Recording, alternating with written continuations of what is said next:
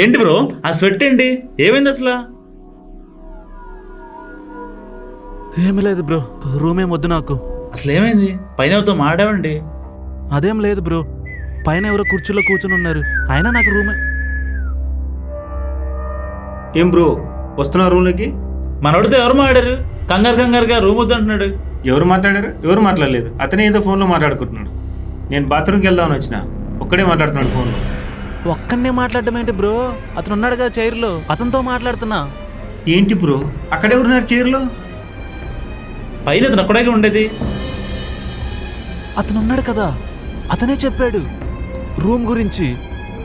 అతని పేరు రావ్ అన్నాడు.